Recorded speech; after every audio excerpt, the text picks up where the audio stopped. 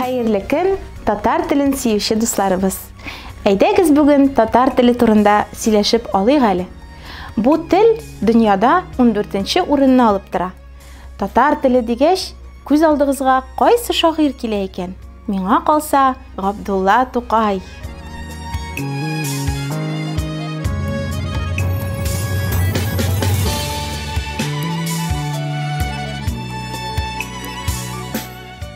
Барыбызга да билгеле булган «И туган тел» шигырен язучы шагыйрь ул Габдулла Тукай. Әйдәгез тыңлап үтик әле. И туган тел, и матур тел, әткәм әнкәмнең теле. Дөньяда күп нәрсә белдем. Син туган тел аркылы. Габдулла Тукай бик күп матур әсәрләр язган.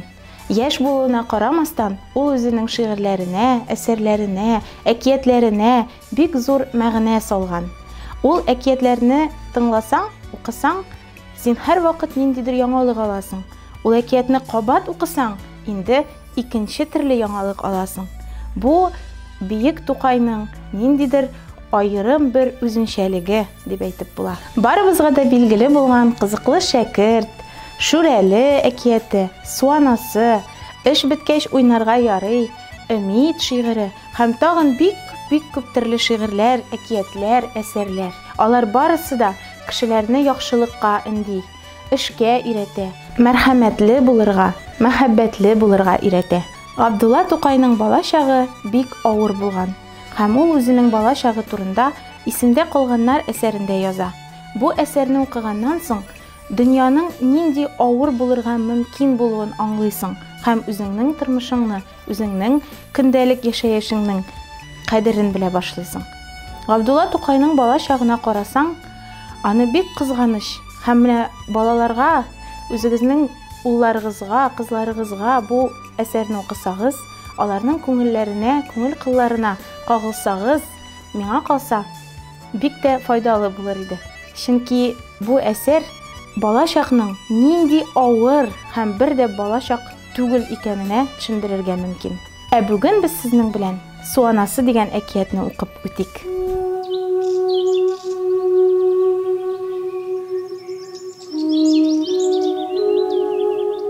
Су анасы. Бер авыл малае авызыннан. Җәй көне эссе һавада мин суда кыйынам, йөзәм, чәчрәтәм, уйныйм, чумам, башым белән суны сөзәм. Шул рәвешчә бер сәгать ярым кадәрле уйнагач, инде шаят бер сәгатьсез тирләмәм дип уйлагач, йөгереп чыктым судан, тиз-тиз киендем өс башым. Куркам үзем, әллә нидән, юк янымда юлдашым. Бер вакыт китәм дигәндә, төште күзем басмага. Карасам, бер куркыныч хатын утырган басмада. Көнгә каршы ялтырый кулындагы алтын тарак. Шул тарак берлән утыра тузгыган сачын тарап. Тын да алмыйча торам, куркып кына төшне кысып, шунда яр буендагы куе агачларга пысып. Сачларын үргәч тарап, сикерде, төште суга ул. Шумды да китте, тәмам юк булды, күздән шунда ул. Инде мин әкрен генә килдем дә кирдем басмага. Җен оныткан ахыры, калган тарагы басмада. Як-ягымда һич кеше дә юклыгын белдем дә мин. Чаптым авылга, таракны тиз генә элдем дә мин. Күрмимен алны вә артны, әй шабам мин, әй шабам. Ашыгам, тирелим, пешәм, һәм кып-кызу уттай янам. Бер заманны әйләнеп баккан идем артка таба. Ах, хәрәп эш! Суанасы да минем арттан шаба. Кычкырадыр, качма, качма, тукта, тукта, и карак. Ник аласың син аны? Ул бит минем алтын тарак. Мин качамын, ул куадыр, мин качам. Шул кадәрле кыр тыныч, һич бер кеше юк ичмасам. Шул рәвешчә чабышып, Җиттек авылга бер вакыт. Су анасыны куарга күтәрелде барча эт. Вау да, вау да, вау да, вау. Бер туктамый этләр өрә.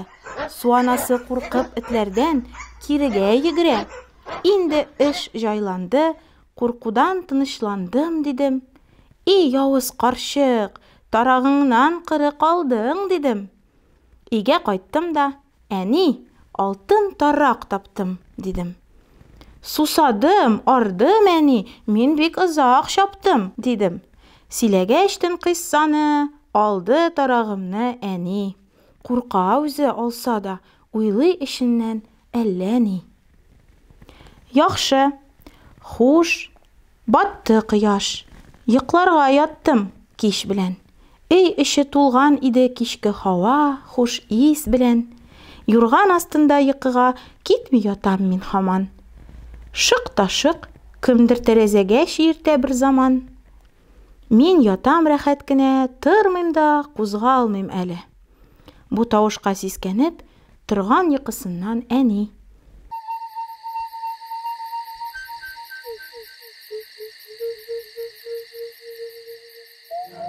Ни кирәк? Кем бу? Кара төндә вакытсыз кем йөри?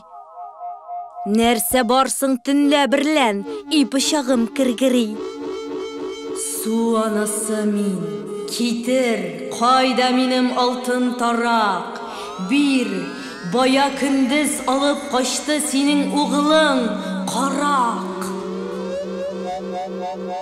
Төшкән айның шәүләсе, мин юрган астыннан карыйм. Калтырыйм, куркып, Ходай дим, инде мин кайда барыйм? Һич изексез шык та шык безнең тәрәзәне кага. Ул кытышкыч сачларыннан шишмә төсле су ага. Әнкәем алтын таракны тиз генә эзләп табып, атты да тышка, тиз үк куйды тәрәзәне ябып.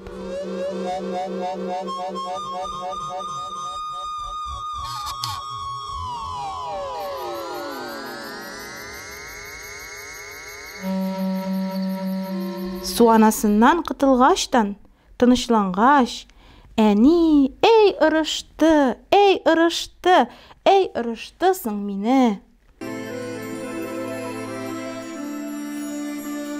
Мин дә шуннан бирле андый эшкә кыймый башладым. Яйясе юк дип, әйберләргә тими башладым. Габдулла Тукайның Су анасы әкияте безне нәрсәгә өйрәтә? Кеше әйберенә һич кайчан кагылмаска. Кеше әйберен үзеңә алып китмәскә. Карак булмаска. Минем сезгә киңәшем шул. Су анасы әкиятен кичләрен балаларыгызга укыгыз. Бу әкиятне тыңлагач, алар бу геройларны күз алларына китереп, каракылыкның начар икәнен аңларлар. Әлбәттә, без дә аларга үрнәк булырга тиешбез. Менә шундый биек шагыйрьләребезнең матур әкиятләре булган чакта үрнәк булырга кыен түгел бит. Әйдәгез балаларыбызны тигез матур юлларга бастырыйк, дөрес матур әкиятләр укыйк, тәрбияле һәм дөньяга, илебезгә файдалы кешеләр үстерик.